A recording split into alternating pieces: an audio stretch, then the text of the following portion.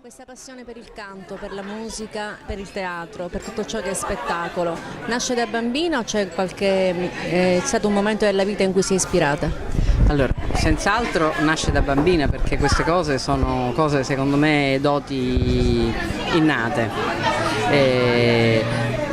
In effetti devo dire che sotto pressione della vicina di casa dove passavo il mio tempo da piccola, perché i miei erano, sì, e sotto pressione hanno convinto mia madre a portarmi allo Zecchino d'Oro. Quindi ho fatto tutte le eliminatorie che si dovevano fare, a cominciare qui dal Metropolitan di Catania, dove c'era Mago Zurlì. Sto parlando di Mago Zurlì ancora quando si vestiva da mago, Cino Tortorella, no?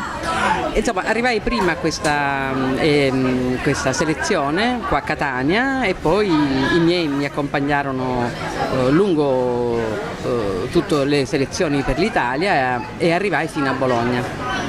Quindi una predestinata? Ero predestinata, diciamo, però così, insomma, diciamo che avevo qualcosa da dire, avrei potuto anche forse danzare o fare teatro, però non ho curato nessuno di questi aspetti, ho lasciato che venisse fuori, veramente ho cominciato per caso, cioè io non ho scelto, ho avuto questo exploit da piccola, ma poi ho lasciato tutto, ho studiato, io sono una fisioterapista diplomata, ho studiato per fare questo, mia madre ci teneva che avessi un diploma e che avessi qualcosa nelle mani, poi la vita mi ha portato altrove, ho capito che forse avvicinarmi a quelle che erano le mie tradizioni, forse cantare nella mia lingua mi avrebbe aiutato e così è stato. Ed è in questo momento che la musica di Rosa Balistreri entra nella sua vita? È così, perché in effetti se non fosse stato per l'ascolto delle canzoni di Rosa non mi sarei mai accorta della bellezza della nostra cultura, perché poi le canzoni non sono altro che la nostra cultura, perché riportano pensieri, modi, usi e costumi appunto del nostro popolo, cose ormai sotterrate perché la modernità ha appiattito tutte queste cose e quindi per me andare indietro è stato riscoprire il mio mondo dal quale vengo. Qual è la cosa che le manca di più di Catania e della Sicilia quando va fuori?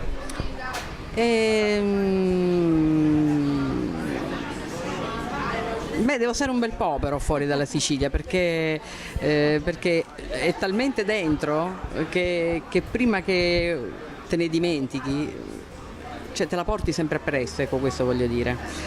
Quindi per sentirne veramente la nostalgia devi stare molto tempo fuori. Magari un piatto, un profumo, I piatti che ce li ho. Allora, qui c'ho tutto l'arancino, qua c'è tutte le granite di pistacchio, qui c'ho tutta la salsiccia, la parmigiana, cioè proprio per quello dico che ce le portiamo prima di smaltire tutto questo, sia nel pensiero, sia nella cucina, ce ne vuole.